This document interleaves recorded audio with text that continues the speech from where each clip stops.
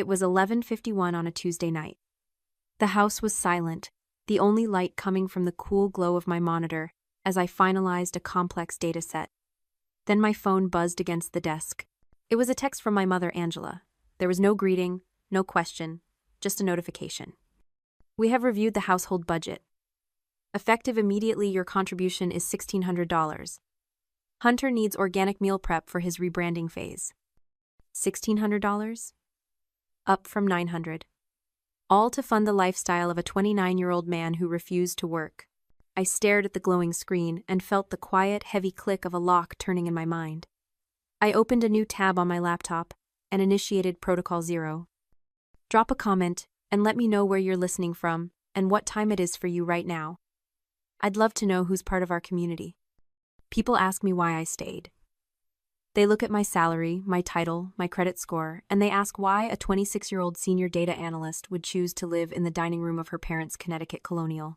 They assume it was the housing market or convenience, or maybe a lingering attachment to my childhood home. They are wrong. I stayed because I was paying off a debt that didn't exist. My workspace was a 3-foot section of the mahogany dining table. My ergonomic chair was a rigid, high-backed antique that dug into my spine during 10-hour shifts. I had to wear noise-canceling headphones not to focus, but to drown out the sound of Hunter recording his mindset mastery vlogs in the study. The room that was supposed to be mine. The room with the heavy oak door and the view of the Prowl garden. But Hunter needed a quiet space to conceptualize his brand, my mother had said. Isabella, you can work anywhere. You're so adaptable. Adaptable. That was the word they used to dress up my erasure. Every month on the 1st, I transferred $900 to my father's account. I labeled it rent, but that wasn't accurate. Rent implies a contract, an exchange of goods for services. Rent tenants have rights. They have privacy. They don't come home to find their lactose-free milk consumed and their parking spot taken because their landlord's son needed the driveway for a photo shoot. I wasn't a tenant. I was a silent investor in a business called the Anderson Family Image, and my dividends were zero. I paid the electric bill, which surged every summer because Hunter insisted the house be kept at 68 degrees. I bought the groceries organic, free-range specific brands that Angela insisted upon but never offered to pay for. I covered the internet upgrades so Hunter could stream in 4K. I did the math once late at night. Between the direct payments and the incidental costs of keeping this household running, I was contributing nearly 40% of my take-home pay to a house where I didn't even have a door to close. And yet I stayed. There is a concept in psychology called the servitude of expectation. It is a specific kind of conditioning often reserved for daughters. We are taught from the moment we can walk that our value is inextricably tied to our utility. We are not loved for who we are. We are loved for what we provide, the peace we keep, the burdens we shoulder, the checks we write. I believed that if I just paid enough, if I was quiet enough, if I made their lives easy enough, I would eventually earn the right to be seen. I thought I was buying their love installment by installment. But love isn't a subscription service. And looking around that perfectly curated dining room with its dust-free surfaces and stifling silence, I realized I wasn't paying rent.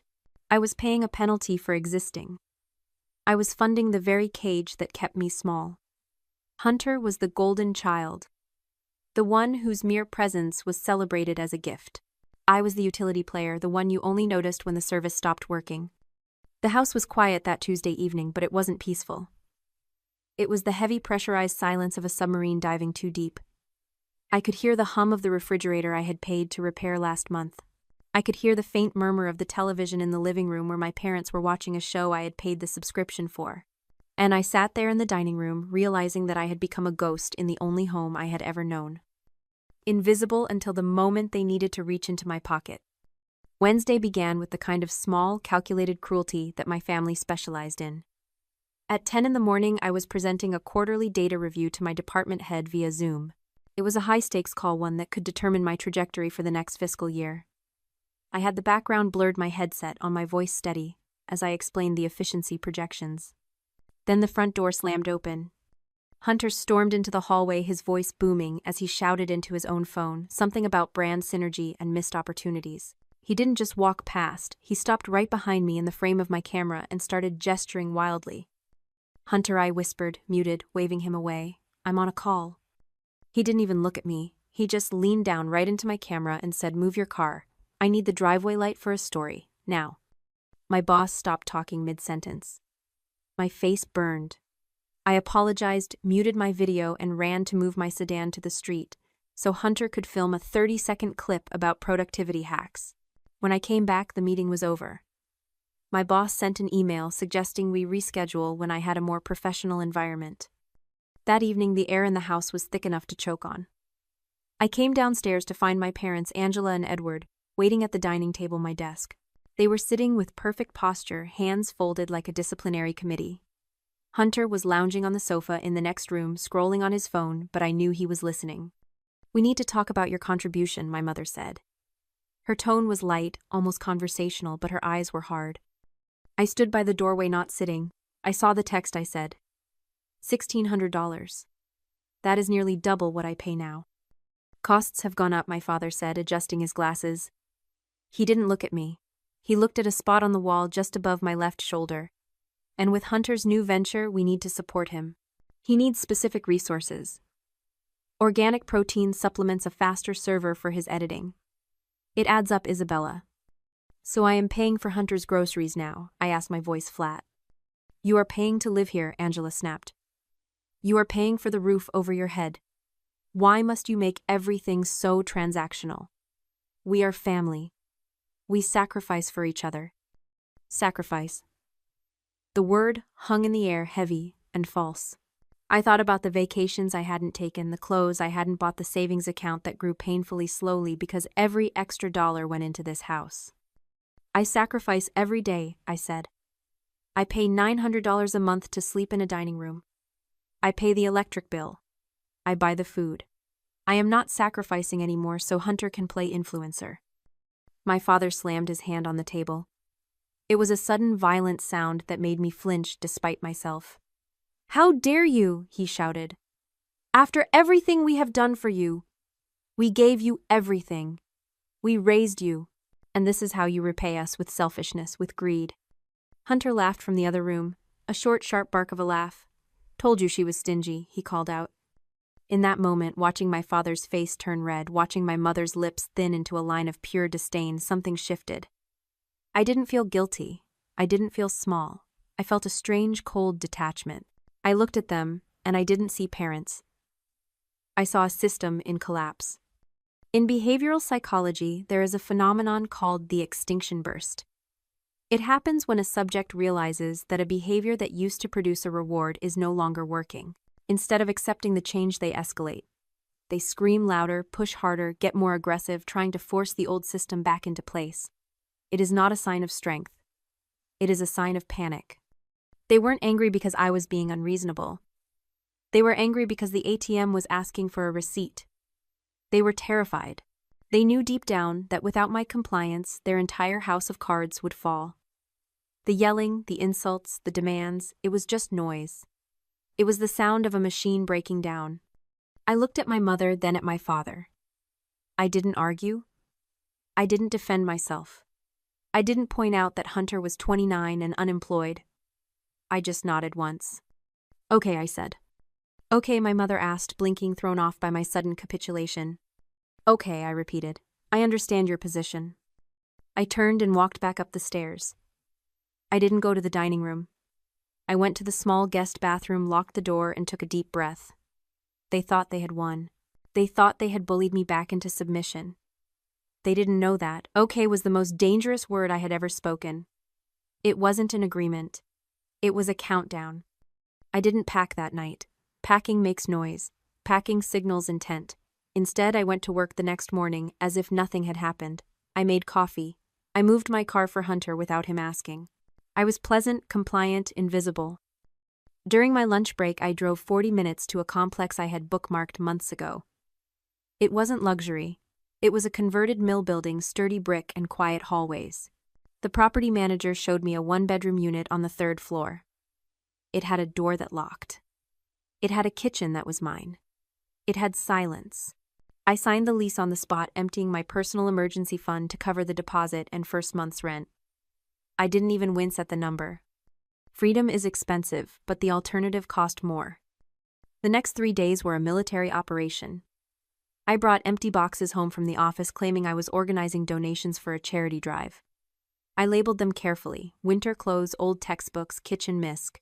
My parents watched me tape them up and nodded approvingly. "Good to see you decluttering," my father said, stepping over a box I had left by the door.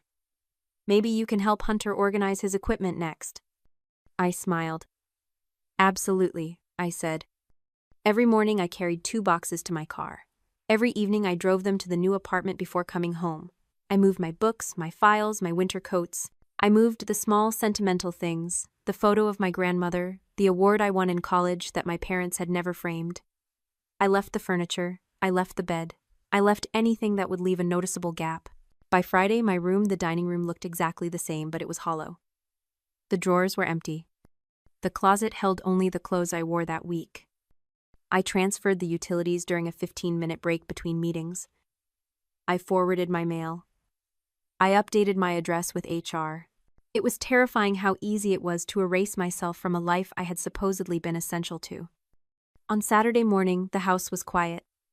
My parents had gone to the country club for brunch, a ritual they maintained regardless of their financial struggles. Hunter was asleep, recovering from a late night of networking. I packed the last items into my laptop bag. My chargers, my current notebook, my toothbrush. I took one last look around the dining room. The high-backed chair stood empty. The table was polished and bare. There was no trace of me left. I walked to the kitchen counter and placed the house key in the center of the fruit bowl. Beside it, I left a single folded note. "I'm out. Good luck with the rebrand." I didn't slam the door. I didn't look back. I walked to my car, got in, and drove away. The silence inside the car was absolute. No radio, no phone calls. Just the hum of the engine and the feeling of the road beneath me. I drove to the mill building, walked up the 3 flights of stairs, and unlocked the door to my apartment. It was empty. It echoed. It was perfect. I sat on the floor in the middle of the living room and listened. No television, no demands. No Hunter shouting about lighting. Just the sound of my own breathing. I checked my phone. It was noon. They would be home soon. They would see the key. They would read the note. And for the first time in 26 years, I wasn't afraid of their reaction. I was just gone. The first night in my new apartment, I didn't sleep. Not because I was afraid, and not because I missed them. I didn't sleep because I had a question that wouldn't settle. Why $1,600? It was a specific number. Not 1,500, not 2,000. 1,600. In data analysis, specific numbers aren't accidents. They are results. I sat on the floor of my empty living room, the smell of fresh paint and freedom filling the air. I opened my laptop. I logged into my bank portals, my credit monitoring services, and the shared family cloud drive I still had access to because, of course, I was the one who managed the passwords. I did what I do best. I ran the numbers. I started building a spreadsheet. I titled it The Ledger. In column A, I listed every financial contribution I had made over the last 4 years. Rent, utilities, groceries, emergency repairs, the loans to Hunter that were never repaid. In column B, I listed the return on investment, the emotional support, the gratitude, the safety. Column B remained entirely blank. There is a concept I call the balance sheet of love. We are taught that family is not a transaction, that love shouldn't be measured in dollars and cents. But that is a lie told by the people doing the taking. When one side gives everything: money, labor, sanity, and the other side gives nothing but demands, that isn't a relationship. It is embezzlement. I looked at the totals on my screen. I wasn't just a daughter. I was a nonprofit organization, and my parents were the corrupt board of directors draining the endowment. But the math still didn't add up. Even with Hunter's unemployment, my father's pension, and my mother's part-time income should have covered the base mortgage. They didn't need my $1,600 to survive. They needed it for something else. I dug deeper. I pulled my full credit report, something I hadn't done in 2 years, because my score was always perfect. I scrolled past the student loans I had paid off, past the credit card I paid in full every month, and then I stopped. There, listed under secured loans, was a line item I didn't recognize. Second mortgage, home equity line of credit. Opened 3 years ago. Co-signatory Isabella Anderson. I stared at the screen. I hadn't signed a mortgage 3 years ago. 3 years ago, I was working 80-hour weeks to secure my promotion. I clicked on the details. The loan amount was $60,000. The status was delinquent, 90 days past due. My blood ran cold. It wasn't the panic of a victim, it was the icy clarity of a forensic accountant finding the smoking gun. I accessed the digital loan documents through the bank's portal. The password was my mother's birthday, naturally. I downloaded the original application. There it was. My signature. Or rather, a shaky tracing paper version of my signature, dated on a day when I was at a conference in Boston. They had forged my name. They had taken out $60,000 of equity against the house using my credit score to secure the rate. But where did the money go? I cross-referenced the date of the loan with the family calendar. 3 years ago. That was the year Hunter took a sabbatical to find himself in Europe. Except looking at the withdrawal history, the money didn't go to airlines or hostels. It went to a law firm in Stamford. A firm specializing in criminal defense. I pieced it together in minutes. Hunter hadn't gone to Europe. Hunter had gotten into trouble, a DUI. Maybe fraud, something expensive enough to require a 5-figure settlement to keep quiet. My parents had bailed him out. They had mortgaged their home and my future to keep their golden child's record clean. And now the money was gone. The payments were 3 months behind. The bank was calling. That's why the rent hike. That's why the desperation. They didn't need organic meal prep. They needed $1,600 to cover the monthly vigorish on the debt they had stolen from me. I looked at the signature again. That jagged fake loop on the I. It wasn't just a financial crime. It was a declaration. It said that my credit, my financial future, my very identity was theirs to use as collateral for Hunter's mistakes. I closed the laptop. I didn't feel sad anymore. Sadness is for people who have lost something. I hadn't lost anything.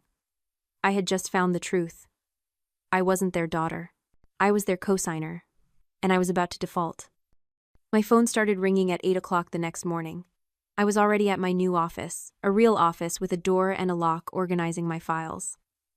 I looked at the screen. Mother. I let it ring. Then father, then Hunter.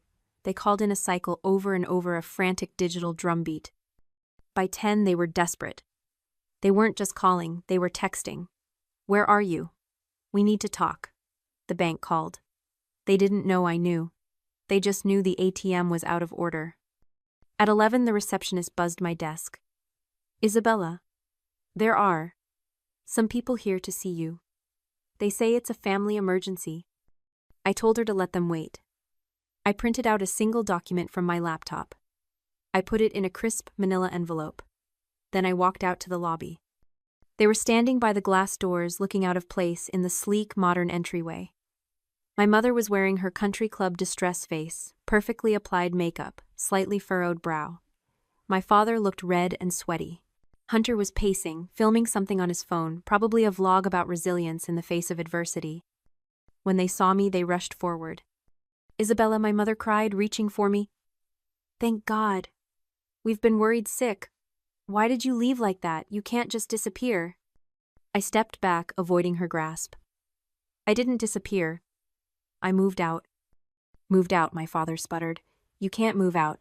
We have obligations. The house. The expenses. The expenses are no longer my problem, I said calmly.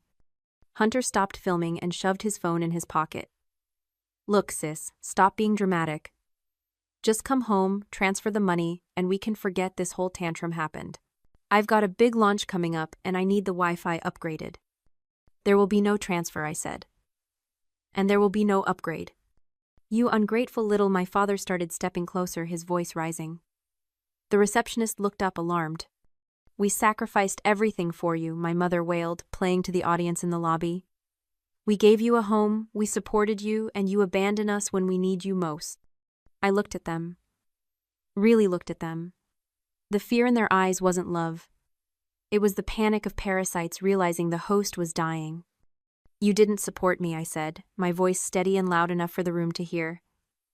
You stole from me. I handed the envelope to my father. He took it confused. "What is this?" "That," I said, "is a copy of the home equity line of credit application dated 3 years ago, the one with my forged signature." The color drained from his face so fast I thought he might faint. My mother gasped, her hand flying to her mouth. Hunter looked away suddenly, very interested in the floor. "I also included a copy of the police report I filed this morning," I continued. "Identity theft and fraud." The detective was very interested in the timeline, especially the part where the funds were used to pay a law firm in Stamford. "Isabella," my father whispered, his voice trembling. You called the police. On your own family?" "You stole $60,000 from me," I said. "You mortgaged my future to pay for Hunter's crimes. And then you tried to extort me for more to cover your tracks." "We were protecting the family," my mother hissed. "We had to Hunter. He has a future." "And I don't?" I asked. The question hung in the air, simple and devastating. They didn't answer. They couldn't. "I am not your retirement plan," I said. "I am not your ATM. And I am certainly not your cosigner. The police have the evidence. The bank has been notified of the fraud. I suggest you get a lawyer. A real one this time." I turned around. "Isabella, wait," my mother screamed. "Please, we'll lose the house." I paused at the security door. I looked back at them one last time.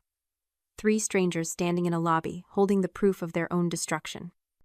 "Then I guess you better start packing," I said. I swiped my badge. The door clicked open. I walked through and let it close behind me. The heavy thud of the latch engaging was the best sound I had ever heard. The leaves outside my window turned from green to gold and then to a stark, beautiful gray. Inside, the walls of my apartment changed too. I spent a weekend painting them a deep, calming blue, the color of the ocean at night, the color of ink on a ledger. It was the first design choice I had made in my adult life that wasn't dictated by someone else's preference or budget. The silence in my life was no longer heavy. It was spacious. The fallout from that morning in the lobby was quiet but total. I didn't hear it directly. I heard it through the grapevine, filtered through the few relatives who still spoke to me. The bank foreclosed on the Colonial 3 months later. My parents tried to sell, but with the second mortgage and the market dip, they walked away with nothing. They moved into a 2-bedroom condo in a less prestigious zip code. I heard my mother tells people they downsized to simplify. Hunter didn't get his rebrand. The last I heard, he was working at a high-end electronics store in the mall wearing a blue polo shirt and explaining warranty options to customers who didn't care about his vision. It wasn't a punishment I inflicted. It was just reality finally catching up to him. Without my subsidy, the entrepreneur had to become an employee. I didn't feel triumphant. I didn't feel vindictive. I just felt light.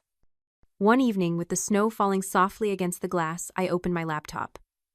I pulled up the ledger. I looked at the rows and columns that had defined my existence for so long, the red ink, the deficits, the family debt tab that I had carried like a physical weight. I highlighted the entire column labeled Family Support. I didn't archive it. I didn't save a backup. I hit delete. The numbers vanished. The total at the bottom recalculated, shifting from a deficit to a surplus. It was just pixels on a screen, but it felt like taking a breath after holding it for 26 years. We are often told that cutting off family is a failure, that it is an act of cruelty. But sometimes the most loving thing you can do is stop funding the dysfunction. By closing the Bank of Isabella, I forced them to finally face their own balance sheet. I forced them to live within their means emotionally and financially. Maybe they will learn. Maybe they won't. But that is no longer a variable in my equation. I realized then that self-worth isn't something you earn by overpaying. You can't buy your way into being loved. You can't lease respect. Self-worth is an asset you already own, and you have to protect it from anyone. Even the people who gave you life, who tries to treat it like a liquid asset. Breaking the cycle of financial abuse wasn't just about saving my credit score. It was the ultimate act of self-love. It was the moment I decided that my future was worth investing in. I closed the laptop. I walked to the window and looked out at the city lights. I was alone, but I wasn't lonely. I was solvent. I was safe. I was free. If you've ever had to audit your own family to save your sanity, share this story. You are not an ATM. You are a person.